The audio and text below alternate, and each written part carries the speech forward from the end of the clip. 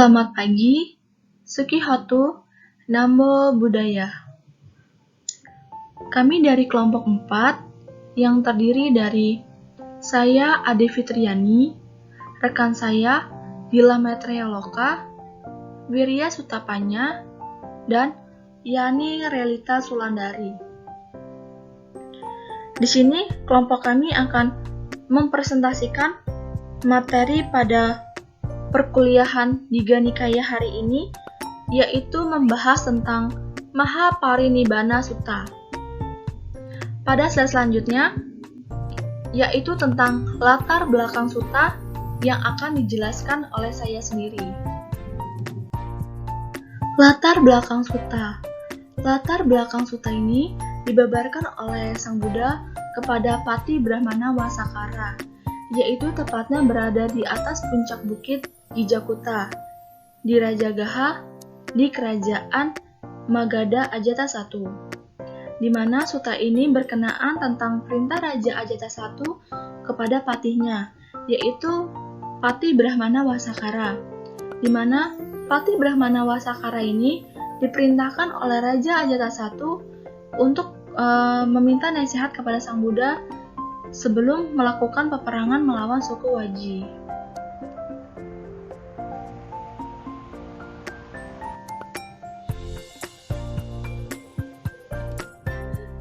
Selanjutnya adalah isi sutta.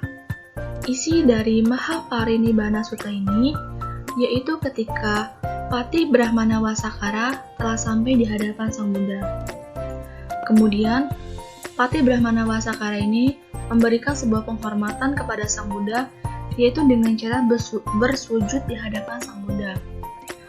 Setelah Pati Brahmana Wasakara ini memberikan sebuah penghormatan kepada Sang Buddha, Pati Brahmana Wasakara ini mencari tempat posisi duduk yang berada di salah satu sisi di dekat Sang Buddha. Dengan penuh suara yang lemah lembut, Pati Brahmana Wasakara ini menyampaikan pesan dari Raja Ajata I untuk Sang Buddha. Nah, setelah Pati Brahmana Wasakara menyampaikan pesan dari Raja Ajata I kepada Sang Buddha kemudian memberikan khotbah tentang beberapa aspek yang paling mendasar dan penting dalam ajaran Sang Buddha. Nah, beberapa aspek yang paling mendasar dan paling penting dalam ajaran Sang Buddha ini, yang pertama adalah 7 syarat kesejahteraan suatu bangsa. Nah, setelah Sang Buddha mendengarkan pesan dari Raja Ajata I, Sang Buddha kemudian memberikan khotbah pertamanya, yaitu tentang 7 syarat kesejahteraan suatu bangsa. 7 syarat kesejahteraan suatu bangsa. Yang pertama adalah suatu bangsa harus sering berkumpul dan mengadakan musyawarah. Yang kedua, dalam mengadakan musyawarah, selalu yang diutamakan adalah perdamaian dan tidak adanya keributan. Ketiga, menetapkan peraturan baru dan peraturan yang lama harus tetap diteruskan dan dijalankan. Yang keempat, memberikan rasa hormat dan baktinya kepada orang yang lebih tua. Yang kelima, melarang keras adanya penculikan terhadap kaum wanita. Yang keenam, menghormati tempat-tempat suci. Yang ketujuh adalah menghormati orang-orang yang patut dianggap suci. Khotbah selanjutnya Sang Buddha yaitu tentang 7 syarat kesejahteraan bagi para biku. 7 syarat kesejahteraan bagi para biku yang pertama yaitu para biku harus sering berkumpul dan mengadakan musyawarah untuk mencapai sebuah mufakat. Yang kedua, dalam pertemuan musyawarah selalu menganjurkan peraturan dan kesatuan serta perdamaian. Ketiga, tidak menetapkan peraturan baru dan menghapus peraturan lama. Yang keempat, selalu berbuat sesuai winaya. Yang kelima, menghormati dan berbakti kepada biku yang lebih tua atau senior. Yang keenam, menyenangi hutan sebagai tempat tinggal yang lebih tenang. Dan yang ketujuh adalah mengembangkan pikiran yang baik kepada rekan sepenghidupannya. Khotbah selanjutnya Sang Buddha yaitu tentang 7 sifat baik. 7 sifat baik Sang Buddha yang pertama adalah sada, kedua hiri, ketiga otapa, keempat bahu sutta, yang kelima arada, yang keenam upatihasati, dan yang ketujuh adalah panya. Selanjutnya adalah nasihat Sang Buddha kepada para biku. Sang Buddha memberikan nasihat kepada para biku yaitu tentang 4 kebenaran mulia, yang dimana terdapat jalan mulia menuju terhentinya duka. Nah, jalan itu disebut dengan jalan mulia berunsur 8. Nah, di dalam jalan mulia berunsur 8 ini terdapat 3 aspek penting yang harus para biku ingat, yaitu sila, samadhi, dan panya. Karena besar pahalanya dan kemajuannya bila meditasi dikembangkan berdasarkan sila yang baik, dan besar sekali pahala dan kemajuannya bila panya dikembangkan berdasarkan meditasi yang baik, dan batin yang seimbang dikembangkan berdasarkan kebijaksanaan yang baik. Nah, dari kebijaksanaan yang baik ini akan membebaskan kita dari kekotoran batin dan dari pandangan salah. Selanjutnya tentang 7 macam persepsi. 7 macam persepsi yang pertama adalah memiliki pengertian tentang ketidakkekalan atau anicca. Kedua, mengembangkan pengertian tentang ketanpa-akuan, yaitu anatta. Ketiga, mengembangkan pengertian tentang ketidakindahan tubuh. Keempat, mengembangkan penghapusan pandang. Kelima, mengembangkan penghentian kekotoran batin. Keenam, mengembangkan penghentian nafsu. Dan yang ketujuh adalah mengembangkan penghentian duka. Pada slide selanjutnya akan dijelaskan oleh rekan saya, yaitu Dila Maitreya Loka. 6 syarat yang harus diingat: saling mengasihi dan menyayangi dalam perbuatan, saling mengasihi dan menyayangi dalam ucapan, saling mengasihi dan menyayangi dalam pikiran, membagi perolehan dengan adil, melaksanakan kehidupan suci dengan sila yang tidak dilanggar atau sila yang tidak ternoda, dan yang terakhir mengembangkan pandangan benar untuk melenyapkan penderitaan. Terdapat 7 faktor penerangan sejati atau bojjhanga. Yang pertama, perhatian, biasa disebut dengan sati. Penyelidikan dhamma atau dhamma wicaya. Bersemangat, yakni wirya. Keriaan dalam meditasi, piti. Ketenangan, pasadi. Meditasi samadhi. Dan keseimbangan batin atau upeka. Kemudian raungan singa Sariputta. Ucapan yang lantang bagaikan raungan singa oleh Biku Sariputta tentang keyakinan kepada Sang Bagawa yang sungguh tiada bandingnya. Biku Sariputta belum pernah menemukan baik dulu maupun sekarang ada seorang Brahmana atau orang lain yang lebih percaya dalam penerangan sempurna dibandingkan dengan Sang Bagawa sendiri. Kemudian terdapat kesunyataan mulia, yakni Arya Saca. Di dalamnya terdapat 4 hal, yaitu yang pertama, duka Arya Saca, yakni kesunyataan mulia tentang duka. Yang kedua, duka samudaya Arya Saca, yakni kesunyataan mulia tentang sebab dari duka. Dan yang ketiga, duka niroda Arya Saca, yakni kesunyataan mulia tentang lenyapnya duka. Dan yang keempat, duka niroda gamini patipada Arya Saca, itu kesunyataan mulia tentang jalan menuju lenyapnya duka, dengan cara bisa melakukan atau mempraktekkan jalan tengah yang berteruas 8. Kemudian terdapat juga 8 sebab terjadinya gempa bumi. Yang pertama, bumi yang luas terbentuk dari zat cair. Zat cair ini terbentuk dari udara, dan udara ada di angkasa. Apabila udara bertiup, maka zat cair terguncang. Yang kedua, gempa bumi terjadi apabila seorang pertapa mempunyai kekuatan batin yang besar.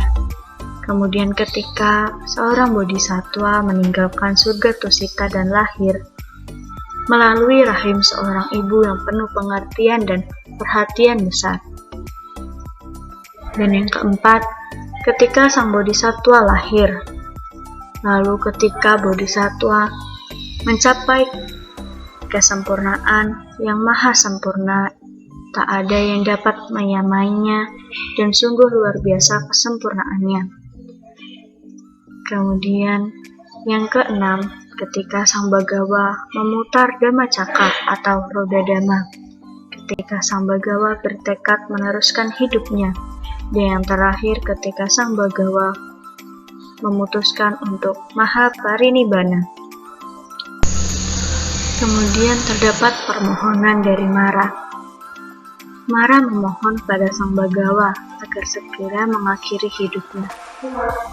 Kemudian sang Bagawa menjawab, sebelum para biku, bikuni, upasaka, upasika menjadi siswa-siswaku yang benar, bijaksana dalam menerapkan peraturan yang benar-benar, cakap, terpelajar, memelihara dhamma, hidup sesuai dengan dhamma, berpegang teguh pada pimpinan yang telah ditetapkan, telah mempelajari kata-kata sang guru, dapat menjelaskan atau mengkhotbahkan, mengumumkannya, menyusun, mengartikannya, menjelaskan secara seksama, membuatnya menjadi jelas, dapat memberikan penjelasan secara sempurna, sehingga menimbulkan keyakinan pada setiap orang bahwa dhamma dapat membawa kita kepada kebebasan terakhir atau nibbana. Baiklah, di sini saya akan melanjutkan penjelasan dari Saudari Dila mengenai setelah Mara memohon kepada Sang Buddha. Kemudian Sang Buddha pun menjelaskan 5 macam mara, yakni pacakanda, aktivitas kama, kematian, kekotoran batin, dan makhluk yang menyerupai dewa. Pasukan mara terdiri dari nafsu indera, ketidakpuasan, kelaparan, nafsu keinginan sebenarnya yang tidak diperoleh, mengantuk atau menjelekkan orang, sifat pengecut, ketidakpastian, sifat keras kepala, dapat pujian, dan memuji sendiri. Kemudian Sang Bagawa menyeberangi sungai Haranawati dan pergi ke hutan Sala di dekat Kusinara. Kemudian membaringkan tubuhnya di antara pohon sala kembar tersebut. Setelah itu bunga-bunga surgawi berjatuhan sebagai bentuk penghormatan kepada Sang Buddha. Sang Bagawa berkata kepada para biku dan bikuni, umat awam baik laki-laki maupun perempuan yang mempraktikkan dhamma, ia juga memberikan penghormatan dan pemujaan tinggi kepada Tathagata. Saat Bante Upawana mengipasi beliau di hadapannya, beliau menyuruh bergeser supaya para dewa baik di bumi maupun di angkasa dapat mengikutinya. Setelah itu ada 4 hal atau 4 tempat yang dapat menambah keyakinan, yakni tempat kelahiran Tathagata, tempat Tathagata mencapai penerangan sempurna, tempat Tathagata memutar roda dharma, dan tempat Tathagata parinibbana. Kemudian, bagaimana sih cara bersikap dalam menghadapi perempuan? Itu yang pertama, jangan melihatnya. Yang kedua, jangan berbicara kepadanya. Dan yang ketiga, lakukan dengan perhatian.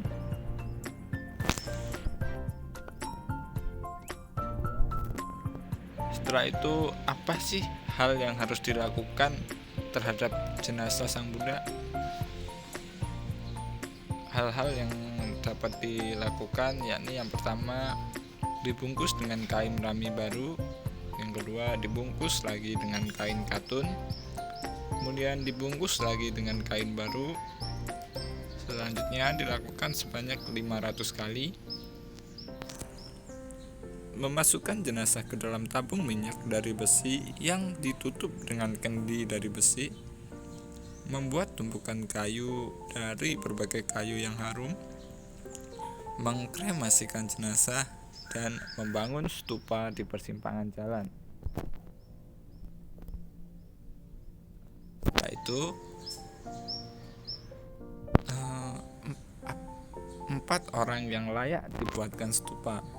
Ada 4 jenis orang yang layak untuk dibuatkan stupa, yakni seorang Tathagata, Arahat, Buddha yang telah mencapai penerangan sempurna. Kemudian seorang Paceka Buddha, yang ketiga siswa Tathagata, dan raja pemutar roda. Demikian tadi penjelasan dari saya.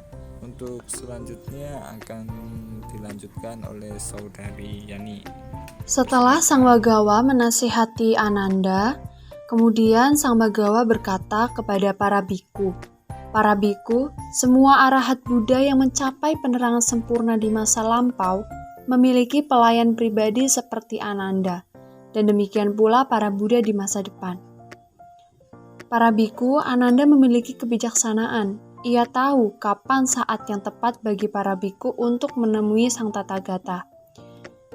Kemudian Sang Bagawa juga berkata bahwa Ananda memiliki 4 kualitas, yaitu saat kelompok biku datang menemui Ananda, kemudian mereka gembira saat melihatnya, dan ketika Ananda membabarkan dhamma, mereka juga bergembira, dan ketika ia terdiam, mereka semua kecewa. Demikian pula halnya dengan para bikuni, umat awam laki-laki, dan umat awam perempuan yang datang untuk berkunjung ke Ananda.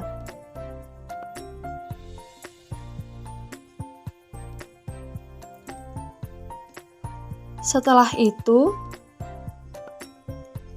ada seorang pengembara yang bernama Subada yang sedang berada di Kusinara dan mendengar bahwa petapa Gotama akan mencapai Nibbana pada akhir jagat terakhir malam itu. Oleh karena itu, ia menghampiri Sang Bagawa dan bertanya kepada Sang Bagawa, "Yang mulia Gotama, semua para petapa dan brahmana yang memiliki kelompok dan pengikut yang menjadi guru terkenal dan termasyur, apakah mereka semua telah menembus kebenaran seperti yang mereka semua pahami, atau tidak seorang pun dari mereka? Ataukah sebagian menembus dan sebagian lainnya tidak?" Sang Bagawa berkata untuk tidak memikirkan apakah mereka semua, tidak seorang pun, atau sebagian dari mereka telah menembus kebenaran. Sang Bagawa akan mengajarkan dhamma kepadamu. Kemudian Sang Bagawa berkata bahwa dalam dhamma dan disiplin apapun di mana tidak ditemukan jalan mulia berfaktor 8, tidak akan ditemukan petapa tingkat pertama, kedua, ketiga, maupun keempat. Akan tetapi, tingkat pertama sampai keempat dapat ditemukan dalam dhamma dan disiplin jalan mulia berfaktor 8. Sang Bagawa berkata, "Pada saat usiaku 29 tahun, ketika aku pergi mencari kebaikan, sekarang lebih dari 50 tahun berlalu. Sejak hari aku meninggalkan keduniawian, berkelana di alam hukum kebijaksanaan yang di luarnya tidak ada petapa tingkatan pertama sampai keempat. Aliran-aliran lainnya adalah mandul, tetapi jika para biku menjalani kesempurnaan, dunia ini tidak akan kekurangan akhirat." Mendengar kata-kata ini, pengembara Subada pun terkagum terhadap penjelasan Sang Bagawa. Dan Subada berkata kepada Yang Mulia Ananda, "Sebagai sahabat Ananda, kalian sungguh beruntung, kalian ditabiskan sebagai biku di hadapan Sang Guru." Kemudian Subada pun menerima pelepasan di depan Sang Bagawa dan penahbisannya. Dan sejak saat ia ditahbiskan, Yang Mulia Subada sendirian, terasing, tanpa lelah, penuh semangat dan bertekad dalam waktu singkat mencapai apa yang dicari oleh para pemuda yang berasal dari keluarga mulia, yaitu mencapai tingkat kesucian arahat. Subada adalah salah satu arahat yang menjadi siswa Sang Buddha terakhir yang ditahbiskan secara langsung oleh Sang Buddha sendiri.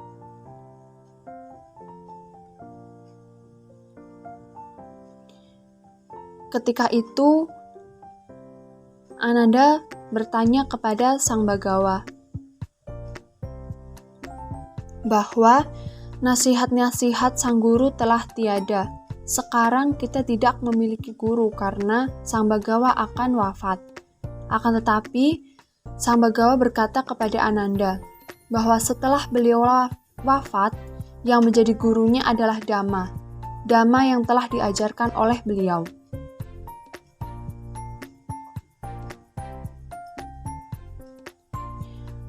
Setelah Sang Buddha wafat, Sang Buddha memerintahkan untuk memberikan bhikkhu cana berupa hukuman Brahma, yaitu dengan cara tidak menghiraukannya, tidak menegurnya, atau tidak menasehatinya yang dilakukan oleh para bhikkhu.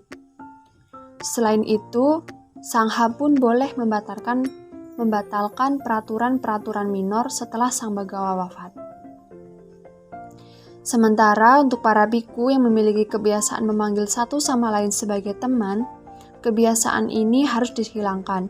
Bhikkhu senior boleh memanggil bhikkhu yang lebih junior dengan nama mereka atau marga atau teman. Sedangkan bhikkhu yang lebih junior harus memanggil senior mereka dengan panggilan Bante atau yang mulia.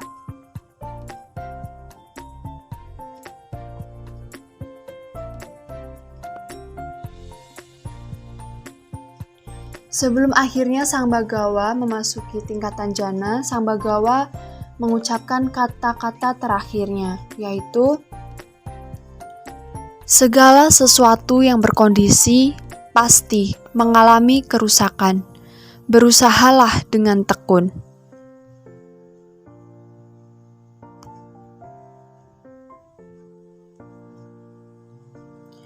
Untuk menyimpan relik dari Sang Buddha ini, didirikan beberapa stupa, yaitu yang pertama, Raja Ajatasattu membangun stupa di Rajagaha yang merupakan raja dari Magadha. Kemudian, para Licawi dan Wesali membangun stupa di Wesali. Para Sakya dan Kapilawatu membangun stupa di Kapilawatu. Para Bulaya dari Alakapa membangun stupa di Alakapa. Para Kolya dari Ramagama membangun stupa di Ramagama. Para Brahmana dari Wetadipa membangun stupa di Wetadipa. Para Mala dari Pawa membangun stupa di Pawa. Para Mala dari Kusinara membangun stupa di Kusinara. Para Brahmana Dona membangun stupa untuk menyimpan kendi takaran relik. Dan para Maurya dari Pipalawana membangun stupa untuk menyimpan arang pembakaran di Pipalawana. Jadi terdiri dari 8 stupa untuk menyimpan relik dari Sang Buddha, kemudian 1 stupa untuk menyimpan kendi takaran relik, dan 1 stupa untuk menyimpan arang pembakaran di Pipalawana. Terdapat 8 porsi untuk relik Sang Buddha, yaitu yang Maha Melihat. Dari 8 ini, 7 disimpan di Jambudipa dengan penuh hormat. Yang ke-8, di Ramagama disimpan oleh Raja Naga. 1 gigi disimpan oleh 33 dewa. Raja Kalingga memiliki 1, dan para naga juga memiliki 1. Semuanya memancarkan keagungan di atas tanah yang subur. Demikianlah yang Maha Melihat dihormati oleh yang terhormat. Para dewa, naga, raja-raja, dan orang-orang mulia merangkapkan tangan dalam penghormatan, karena sangat sulit menemukan tandingannya selama banyak kapa yang tidak terhingga. Demikian tadi presentasi mengenai Mahaparinibbana Sutta. Terima kasih karena telah menyimak. Sekian, Soti Hontu, Namo Buddhaya.